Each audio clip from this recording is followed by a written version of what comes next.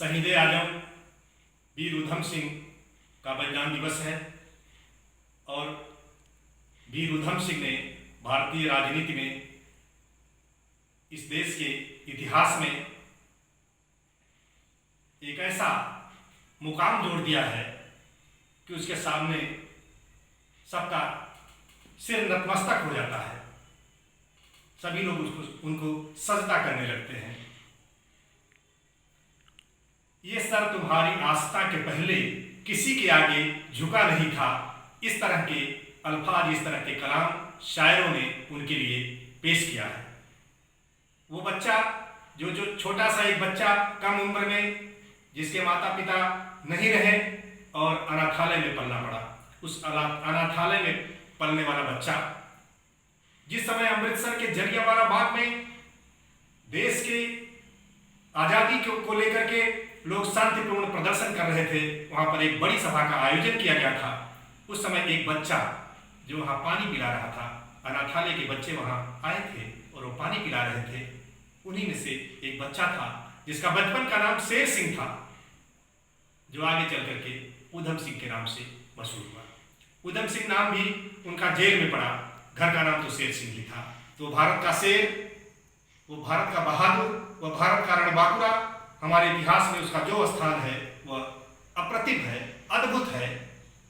वो घटना देख करके उस नौजवान ने देखा कि किस तरह से जनरल डायर के आदेश पर वह शैतानी हरकत हुई कि हमारे देश के हजारों लोग निरपराध वहां मारे गए।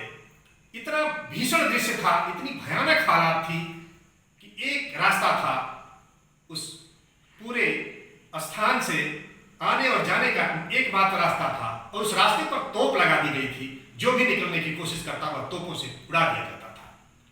एक कुआं था वहां, कुछ लोग बचने और भागने की नीयत से उस कुएं में कूद पड़े, लेकिन कुआं में भी कहां उनकी रक्षा हो पाई। कुएं में इतने लोग कूद पड़े कि कई सैकड़े लोग उस कुएं में ही मर गए। ऐसी उस बर्बर घटना को देख करके उस नौजवान ने यह ठान लिया कि मैं इस डायर को निश्चित तौर पर मारूंगा और इसे मैं छोड़ नहीं सकता। उस वीर ने जो संकल्प लिया, वह साधारण परिवार का बच्चा, वह शेर, उसने संकल्प लिया कि मैं उसको मारकर ही दम लूंगा। और इस प्रयास के लिए उस नौजवान ने लगातार कोशिश किया और 21 साल बाद वो नौजवान जो किया वह भारत के इतिहास में दर्ज हो गया।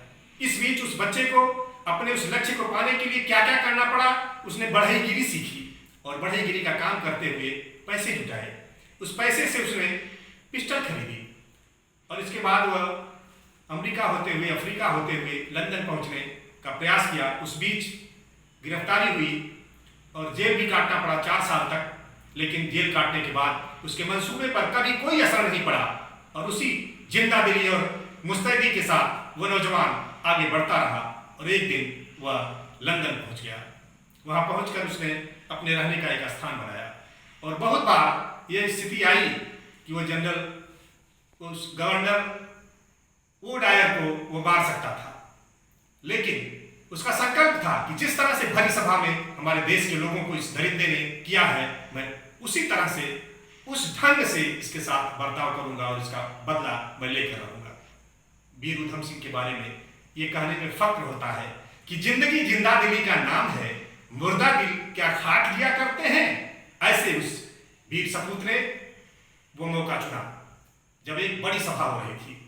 और एक बात आपको बता दूं कि लोग कहते हैं, ये सामान्यतः लोग समझते हैं कि उन्होंने जनरल डायर को मारा था, लेकिन इसमें एक भेद है। जनरल डायर बीमार होकर के उसके कुछ महीने, 1 साल पहले मर चुका था।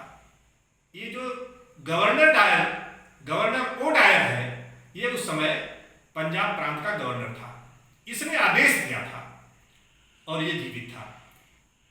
लंदन की उस कॉन्फ्रेंस में, उस सभा में, उस बैठक में गवर्नर ओ डायर ने एक स्पीच दिया और उस स्पीच की बहुत तारीफ हो रही थी।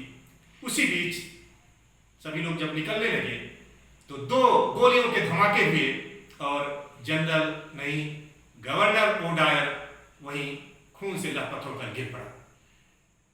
इसके बाद वीर उधम सिंह अपनी बंदूक लिए वहां बड़ी शान से खड़ा रहा। अगर वो चाहते तो वहां से भाग सकते थे, लेकिन उन्होंने अपनी गिरफ्तारी दी।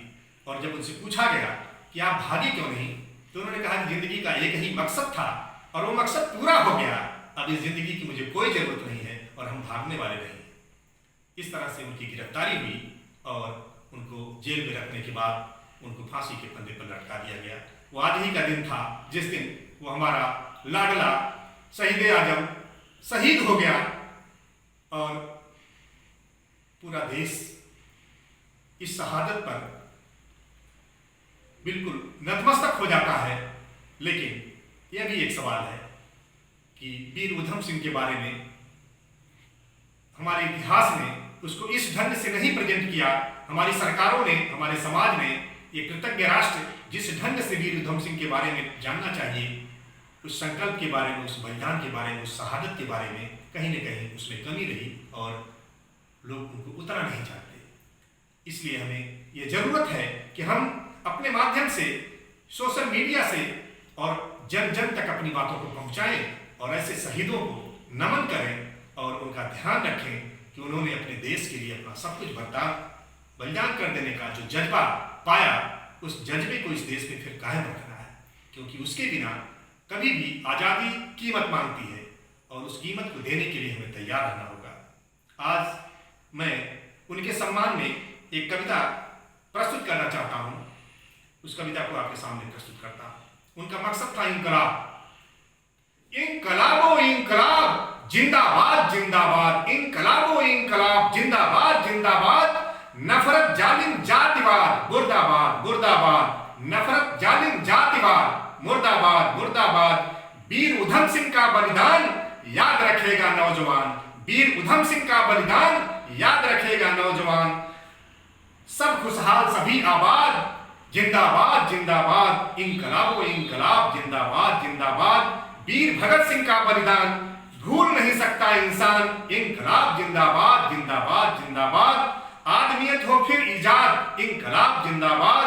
अशफाकुल्ला अब्दुल हमीद जिनका सारा देश मुरीद, आओ उनको कर ले याद, जिंदाबाद जिंदाबाद। राष्ट्रपिता फूले का त्याग, बाबा साहब बने चिराग, बुद्ध अशोक का हो संवाद, इंकलाबो इंकलाब जिंदाबाद जिंदाबाद। इंकलाबो इंकलाब जिंदाबाद जिंदाबाद, जालिम दुश्मन मुर्दाबाद मुर्दाबाद मुर्दाबाद। नफरत की दीवारें तोड़ो, दिल से दिल का नाता जोड़ो, एक हमारी बेटी रोटी, नहीं लड़ेगी दाढ़ी चोटी और नहीं होंगे बर्बाद, इंकलाब जिंदाबाद। रोजगार का हुनर चाहिए, प्यार भरा हर जिगर चाहिए, रोजगार का हुनर चाहिए, प्यार भरा हर जिगर चाहिए। एक दूसरे को दे इज्जत, कुदरत की सब करे हिफाजत, सारी दुनिया देगी दाद, इंकलाब जिंदाबाद। नहीं किसी पर लादो तोहमत, नहीं किसी पर लादो तोहमत, हट जाएगी सारी दिक्कत, नफरत की हो नहीं हिमाकत, बस इतनी चाहिए लियाकत, बस इतना रखना है याद, इंकलाब जिंदाबाद इंकलाब जिंदाबाद। इंकलाबो इंकलाब जिंदाबाद जिंदाबाद, जालिम दुश्मन मुर्दाबाद मुर्दाबाद मुर्दाबाद।